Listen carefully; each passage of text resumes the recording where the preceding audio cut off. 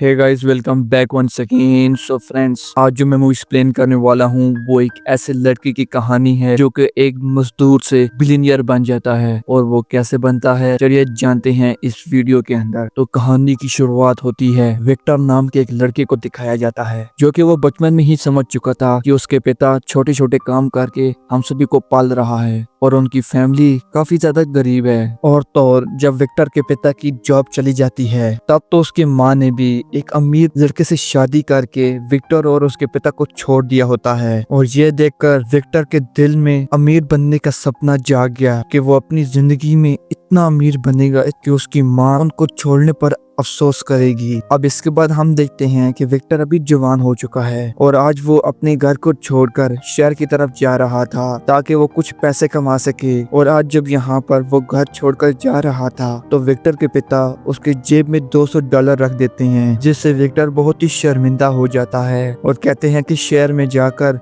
यूं ही हंसते रहना और कभी भी हार मत मानना। अब इसके बाद जब विक्टर शहर में पहुंचता है तो उसके लिए उसकी सबसे बड़ी मुश्किल ये होती है कि वो रहेगा कहाँ पर। उसे रहने के लिए एक कमरा रेंट पे चाहिए था, लेकिन जब वो वहाँ के कमरों को देखता है और उनका रेंट सुनकर तो उसके रोंगटे खड़े हो जाते हैं। उसका दिमाग हिल जाता है क्योंकि उनके एक कमरे का रेंट तकरीबन $1500 होता है। लेकिन इतनी कीमत सुनने के बाद भी विक्टर कहता है कि कोई बात नहीं, वो इसी कमरे को रेंट पे लेगा। लेकिन यहाँ पर जब इस एजेंट को पता लगता है कि अभी तक विक्टर बेकार है, ये कोई काम नहीं करता और न ही इसके पास कोई इनकम का सोर्स है, तो वो यहाँ पर विक्टर की बेइज्जती करके उसको वहाँ से भगा देता है। तो यहाँ पर विक्टर बहुत ही परेशान हालत में बैठा होता है और वो पूरी रात सड़क के साइड पे लगे हुए बेंच पे गुजारता है। और वो अगले दिन सुबह कंस्ट्रक्शन वर्कर का काम करने के लिए जाता है और पूरे दिन काफी मेहनत करने के बाद जब उसका अपने पैसे लेने का टाइम आता है तो तब यहाँ पर विक्टर देखता है कि उसका कॉन्ट्रैक्टर उसकी आज की कमाई में से आधे पैसे खुद रख लेता है। और क्योंकि अब उसके आधे पैसे पहले ही कट गए होते हैं तो इतने पैसों से वो आज तो होटल रूम में भी नहीं रह सकता। तो फिर आज की रात उसे बेंच के ऊपर ही गुजारनी पड़ती है। लेकिन यहाँ पर बेंच पे लेटे हुए वो समझ जाता है कि वो इस मजदूर वाले तरीके से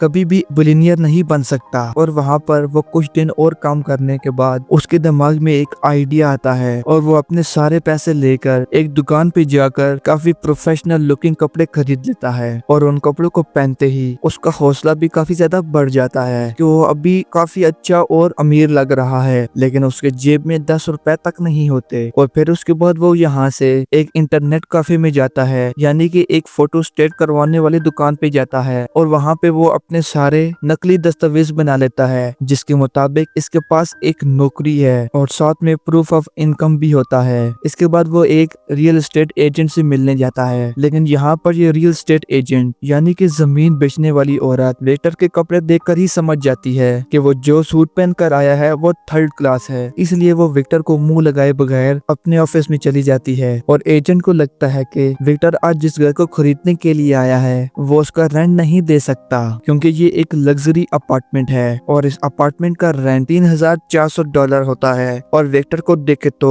उसे लगता है कि ये $1 भी नहीं दे सकता। लेकिन फिर यहाँ पर विक्टर अपनी फेक आईडी दिखाता है जिसमें उसकी सैलरी €20,000 पर मंथ होता है, जिसको देखते ही वो एजेंट लड़की तो उसका एटीट्यूड बिल्कुल खत्म हो जाता है और वो विक्टर से प्यार से बात करने लगती है और कहने लगती है तो मैं तो बस देख रही थी कि तुम्हारे पास कोई इनकम सोर्स है। और उसका तरीका ही बदल जाता है बात करने का। लेकिन अब सवाल ये था कि आखिरकार विक्टर इतना ज्यादा रेंट चुकाएगा कैसे। तो तब यहाँ पर हम देखते हैं कि विक्टर वापस अपनी उस कंस्ट्रक्शन वाली जगह पर आता है और उसके पास एक प्लान होता है कि वो यहाँ से सारे मजदूरों को अपने लग्जरी अपार्टमेंट में रखेगा और सबसे $40 लेगा, तो इससे उसको भी फायदा होगा और इनको भी। कंस्ट्रक्शन साइट पे लौटता है और उन्हें सभी वर्कर्स को इकट्ठा करता है और उनसे कहता है कि देखो, मैं जानता हूँ कि तुम यहाँ के हॉस्टल में बहुत ही मुश्किल से जिंदगी गुजार रहे हो और तुम एक रात गुजारने के लिए $38 देते हो, लेकिन मेरे पास एक लग्जरी अपार्टमेंट है और उस अपार्टमेंट में रहने के लिए तुम्हें बस मुझे सिर्फ $40 पर नाइट देना होगा। और वहाँ पर रहने के लिए मैं तुमसे कोई इनकम सर्टिफिकेट भी नहीं मांग रहा। अब यहाँ पर विक्टर को ऑफर सुनकर सभी मजदूर हामी भर देते हैं और बहुत ज्यादा खुश हो जाते हैं। अगले सीन में कई सारे लेबर्स उस लग्जरी अपार्टमेंट में पहुंच जाते हैं और यहाँ पर विक्टर हिसाब लगाता है कि सारे खर्चे हटाने के बाद उसे हर दिन के $200 का फायदा हो रहा है, मतलब कि महीने के $6000। और अब विक्टर यहाँ पर नहीं रुकता, वो और ज्यादा बिजनेस को फैलाने की बात करता है और वो इसी तरीके से 10 और अपार्टमेंट रेंट पे ले लेता है। और देखते ही देखते विक्टर के पास अब इतने पैसे हो जाते हैं जिससे वो अपनी सारी जरूरतें पूरी कर सकता है। लेकिन हम जानते हैं कि जिंदगी में सब कुछ हमारे मुताबिक नहीं होता और यहाँ पर भी इसके साथ कुछ ऐसा ही होता है, क्योंकि कुछ ही महीनों में एक दिन रात को विक्टर को अपने एजेंट का कॉल आता है और जब विक्टर अपने अपार्टमेंट के पास जाकर देखता है तो तब वो देखता है कि उसके अपार्टमेंट में रहने वाले सारे लोग बहुत ही बुरी तरीके से पार्टी कर रहे होते हैं, जिससे आसपास रहने वाले पड़ोसी बहुत ही ज्यादा परेशान हो जाते हैं। और तो और वो डांस करते हुए सामान भी बिल्डिंग से बाहर फेंक रहे होते हैं, कुछ तो वहाँ पर लड़ाई भी कर रहे होते हैं। और जब यहाँ पर विक्टर अपने अपार्टमेंट के अंदर जाता है तो तब वो देखता है कि उसका लग्जरी अपार्टमेंट अब किसी खंडर की तरह बन चुका होता है। अपार्टमेंट का हाल काफी ज्यादा बुरा हो चुका होता है और चारों तरफ मानो तबाही आ चुकी थी। और इनकी चीखों और मार दाड़ की वजह से इस अपार्टमेंट की एजेंट यानी कि वो लड़की इन पर केस कर देती है और वहाँ पर पुलिस भी आ जाती है। और जब विक्टर देखता है कि मामला कुछ ज्यादा गड़बड़ हो गया है तो इसलिए वो वहाँ से भाग जाता है, लेकिन भागते भागते वो देखता है कि उसके बगल में एक और मजदूर भी भाग रहा है और उस आदमी का नाम होता है गैरी। फिर ये दोनों जाकर के एक जगह पर शराब पीते हैं और दोनों ही एक दूसरे को अपने अपने आइडियाज बताते हैं। और यहाँ पर गैरी विक्टर के बिजनेस आइडिया से काफी खुश होता है और आपस में बात करके ये दोनों ही समझ चुके होते हैं कि अगर उन्हें अरबपति बनना है तो कि उन्हें रियल एस्टेट के बिजनेस में उतरना ही होगा। यानी कि दोस्तों ये लोग बहुत सारी जमीन लेंगे और वहाँ पर अपने घर बनाएंगे और घर बनाकर उनको किराए पर लगाएंगे और साथ ही साथ ये और लोगों से उनके अपार्टमेंट्स किराए पर लेके ये आगे से खुद किराए पर देंगे, जिससे इनको भी फायदा होगा। और इसके बाद विक्टर और गैरी ये डिसाइड करते हैं कि अब वो रियल एस्टेट के बिजनेस में अपना हाथ डालेंगे और इसके लिए वो एक रियल एस्टेट ऑप्शन में जा करके वहाँ पर बेडिंग करते हैं। लेकिन क्योंकि यहाँ पर कंपटीशन इतना ज्यादा होता है और तो इन दोनों के पास काफी कम पैसे होते हैं और यहाँ पर प्रॉपर्टीज के रेट काफी ज्यादा होते हैं, तो ये देखकर ये दोनों चुपचाप वहाँ से उठकर निकल जाते हैं। और यहाँ पर जब वो बाहर आते हैं तो तब वो दोनों समझ गए थे कि जब तक उनके खिलाफ इतना ज्यादा कंपटीशन है तो वो कुछ भी नहीं खरीद सकते। तो तब यहाँ पर विक्टर की नजर गार्ड के ऊपर पड़ती है और वो गार्ड के साथ एक प्लान बनाता है। वो यहाँ पर गार्ड को कुछ पैसे देकर कहता है कि अगले ऑप्शन में तुम्हें सभी लोगों को दूसरे हाल में भेज देना है और गार्ड भी कुछ ऐसे ही करता है। बाकी जितने भी बेडर्स होते हैं उन सभी को किसी और हाल में ले जाता है। जब तक वो बाकी बेडर्स वहाँ पर पहुँचते गैरी और विक्टर अकेले जाकर काफी सस्ते रेट में वो सारे अपार्टमेंट्स खरीद लेते हैं। काफी सस्ते रेट में लेकर वो काफी ज्यादा खुश होते हैं और कुछ अपार्टमेंट्स खरीदने के बाद लास्ट अपार्टमेंट एक 20वें माले पर होती है, लेकिन इसके लिए बीडिंग शुरू होती है $3.5 लाख से। लेकिन ये बिल्डिंग तो गैरी और विक्टर के पैसों से कुछ ज्यादा ही होती है, इसलिए यहाँ पर गैरी विक्टर से कहता है कि हमारा बजट इतना नहीं है, चलो यहाँ से चलते हैं। लेकिन यहाँ पर विक्टर डरते डरते अपना हाथ खड़ा करता है और यहाँ पर उस बिल्डिंग के ऊपर बीडिंग करने की वजह से गैरी यहाँ पे विक्टर के ऊपर काफी ज्यादा गुस्सा हो जाता है कि तुम्हारे पास इतना ज्यादा पैसा आएगा कहाँ से, हमारे पास तो फूटी कौड़ी नहीं बची। तो तब यहाँ पर विक्टर अपने शेरों वाला दिमाग लगाता है और वो कहता है कि पैसे आएंगे बैंक से। और जब इन्हें प्रॉपर्टी की कीमत चुकाने के लिए सिर्फ 7 दिन रह गए होते हैं तो तब विक्टर गैरी के साथ गैरी की पहचान की निकोल नाम की एक बैंक मैनेजर के पास जाते हैं, जो कि गैरी की बचपन की दोस्त होती है। और अब विक्टर को लगता है कि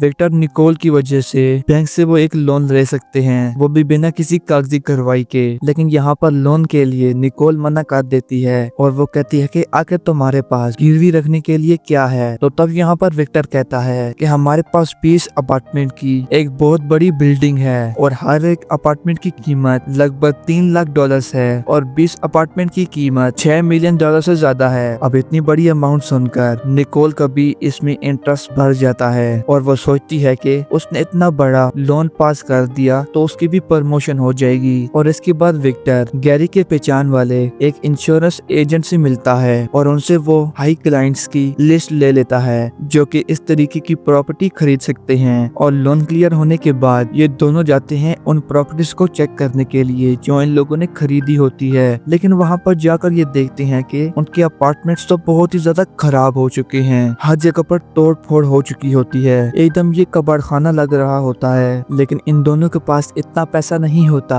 कि ये हर एक अपार्टमेंट को क्लाइंट के आने से पहले रेनोवेट कर सकें। और अगले दिन इनके हाई क्लाइंट्स भी आने वाले होते हैं जो कि इन अपार्टमेंट्स को खरीदने वाले थे। तब यहाँ पर गैरी को परेशान देखकर विक्टर कहता है कि अपने दोस्त को बुलाओ, हम इस पूरे अपार्टमेंट को दोबारा से पेंट करेंगे और खुद से ठीक करेंगे। क्योंकि दोस्तों यहाँ पर विक्टर के पास थोड़ा सा हुनर होता है क्योंकि उसने अपने पिता से यही काम सीखा था। और ये तीनों पूरी रात इस अपार्टमेंट को अच्छे तरीके से रेनोवेट करके ऊपर से पेंट भी कर देते हैं ताकि इस अपार्टमेंट को कम से कम ये लोग क्लाइंट के सामने दिखा सकें कि हमारे बाकी सारे भी अपार्टमेंट्स इस तरीके के ही दिखते हैं। अब यहाँ पर अगली सुबह जब ये लोग उठते हैं तब इनकी अपार्टमेंट बिल्डिंग के सामने काफी ज्यादा क्लाइंट्स भीड़ लगाकर खड़े होते हैं। और यहाँ पर विक्टर और गैरी बहुत ही कॉन्फिडेंस के साथ उन सारे क्लाइंट्स को ये वाला अपार्टमेंट दिखाते हैं जिन्हें इन लोगों ने रात को ही ठीक किया था। और इस अपार्टमेंट को देखकर जितने भी बायर्स थे खरीदने वाले काफी ज्यादा सेटिस्फाइड दिख रहे होते हैं। और इस अपार्टमेंट को देखकर सभी सारे के सारे अपार्टमेंट्स खरीदने के लिए तैयार हो जाते हैं। इनके सारे क्लाइंट्स ने कॉन्ट्रैक्ट के ऊपर साइन कर दिया होता है, लेकिन लास्ट में एक बूढ़ा आदमी होता है जो कि साइन करने में थोड़ा सा घबरा रहा होता है। वो विक्टर से पूछता है कि सच में ना ये कोई फेक या फ्रॉड तो नहीं है, लेकिन विक्टर उसे तसल्ली देता है कि सच में ये कोई फ्रॉड नहीं है। तो वो विक्टर की आंखों में भरोसा देकर कॉन्ट्रैक्ट के ऊपर साइन कर देता है क्योंकि उस बूढ़े आदमी ने अपनी पूरी जिंदगी की कमाई इस अपार्टमेंट को खरीदने में लगाई होती है ताकि वो गिफ्ट में अपने पोते को दे सके। ये बूढ़ा आदमी आखिरकार कॉन्ट्रैक्ट के ऊपर साइन कर ही देता है। और इसके बाद हमें दिखाया जाता है कि जो अपार्टमेंट्स विक्टर और गैरी ने मिलकर खरीदे थे उनकी कीमत $3 लाख कहीं से भी नहीं होती, जिस वजह से जिन लोगों ने इन अपार्टमेंट्स को खरीदा होता है वो सभी के सभी बैंकक्रप्ट हो जाते हैं। मतलब कि विक्टर और गैरी ने उनको नुकसान दे दिया होता है, उन सभी के साथ स्कैम कर दिया होता है। और यहाँ पर विक्टर को भी स्कैम के बारे में शुरुआत में तो काफी बुरा लगता है, लेकिन जब उसके पास $6 मिलियन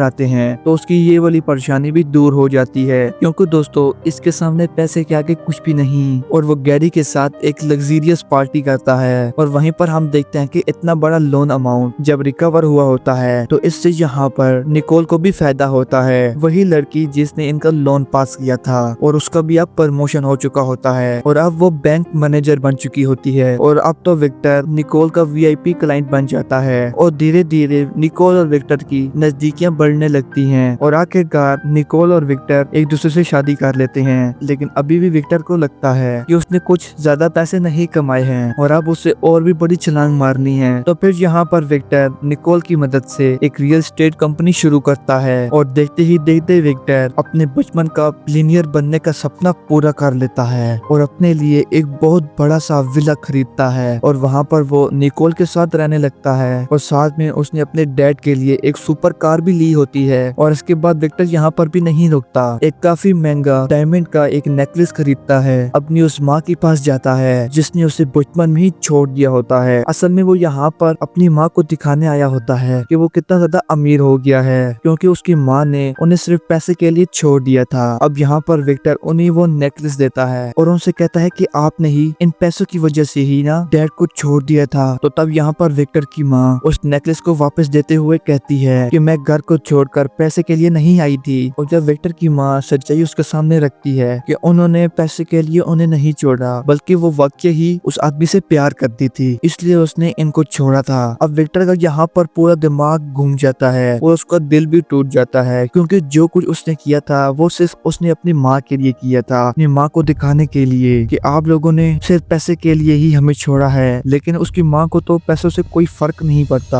और अब विक्टर एक दफा फिर से काफी हारा हुआ महसूस करता है, उसे लग रहा होता है कि उसने अभी तक जो कुछ किया है वो कुछ भी नहीं। और अब यहाँ पर विक्टर मन बना लेता है कि अब वो पीछे नहीं हटने वाला और अब तो वो उसने जितना पैसा कमाया है वो उससे 100 गुना ज्यादा कमाएगा। तो फिर यहाँ पर अपने क्लाइंट बेस को बढ़ाने के लिए विक्टर एक इंश्योरेंस कंपनी को खरीद लेता है और काफी सारे लोगों को हायर कर लेता है इन क्लाइंट्स की इंफॉर्मेशन पाने के लिए। लेकिन ये सब करते हुए विक्टर अंदर से खोखला हो चुका था क्योंकि बचपन से ही उसे कभी अपनी फैमिली का प्यार नहीं मिला। तो इसलिए वो डिसाइड करता है कि वो निकोल के साथ अपनी नई फैमिली की शुरुआत करेगा। और यहाँ पर विक्टर उस महंगे नेकलेस को अपनी वाइफ को दे देता है, लेकिन जबकि यहाँ पर गैरी विक्टर को मना करता है कि इतना महंगा नेकलेस निकोल को ना दो, उसे सिर्फ पैसों से प्यार है। लेकिन यहाँ पर विक्टर निकोल से बहुत ज्यादा प्यार करता था, इसलिए वो गैरी की एडवाइस को सुनता ही नहीं। और इसके बाद हम देखते हैं कि विक्टर की शादी का पहला साल तो बहुत ही खुशी से गुजरता है, लेकिन फिर धीरे धीरे इनके बिजनेस में काफी ज्यादा लॉस आने लगता है। और एक दिन जब गैरी और विक्टर बैठकर वीडियो गेम खेल रहे होते हैं, तभी यहाँ पर उनकी फाइनेंशियल एडवाइजर वहाँ पर आती है, यानी ये सारे पैसों को संभालने वाली। और वो इनसे कहती है कि हमारी कंपनी के अकाउंट्स टैक्स अथॉरिटीज के पास गए थे और उनसे हमें पता चला है कि हमने कई मिलियंस ऑफ डॉलर टैक्स पे किया ही नहीं। लेकिन अब यहाँ पर क्योंकि विक्टर ने अपना सारा पैसा लग्जरी गाड़ी, घर और नेकलेस खरीदने के लिए लगा दिया था, तो उसके पास इतने मिलियंस ऑफ डॉलर नहीं होते।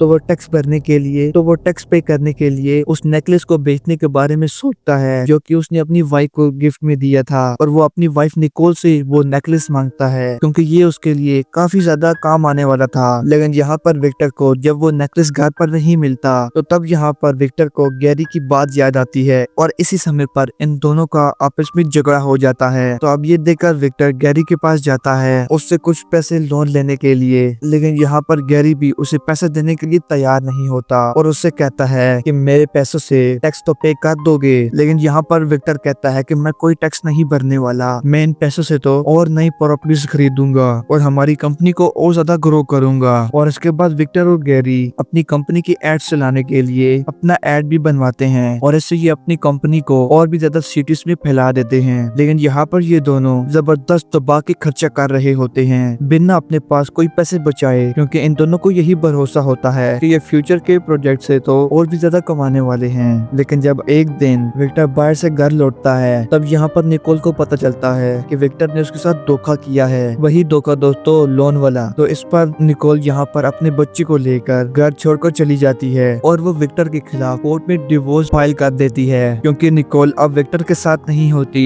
तो इस वजह से विक्टर को बैंक से लोन लेने में काफी दिक्कतें आने लगती हैं। तो इस वजह से विक्टर को बैंक से लोन नहीं मिलता और जब यहाँ पर वो उन प्रॉपर्टीज को गिरवी रखने की कोशिश करता है, तब विक्टर वो भी नहीं कर पाता क्योंकि सारी प्रॉपर्टीज निकोल के नाम पर ही होती हैं। और अब क्योंकि विक्टर की कंपनी के पास अपना खुद का कैश नहीं बचा होता, इनकी पूरी कंपनी डूबने लगती है। लेकिन यहाँ पर विक्टर हार मानने को तैयार नहीं होता और वो और भी ज्यादा जिंदगी बन गया होता है। और यहाँ पर विक्टर गैरी को अपना नया प्लान बताता है और वो कहता है कि हम अपना खुद का बैंक खोलेंगे और हम अपने बैंक के पैसे के लिए सेंट्रल बैंक से पैसे उठाएंगे। और इसके बाद विक्टर अपने बैंक के सारे डॉक्यूमेंट्स उठाकर और उसने साथ ही साथ पुराने बैंक वाले एम्प्लॉयज को अपनी कंपनी में हायर कर लिया होता है। लेकिन यहाँ पर जब वो अपने लोकल ऑफिसर्स के पास जाता है, तो यहाँ पर लोकल ऑफिसर उनसे कहता है कि विक्टर के पास बैंक खोलने की क्वालिफिकेशन नहीं है। लेकिन यहाँ पर विक्टर कुछ सेकंड शांत बैठता है और एक पैसों से भरा हुआ ब्रीफकेस उस ऑफिसर को देता है। अब इतने सारे पैसे देखकर वो ऑफिसर भी मान जाता है और वो विक्टर के बैंक को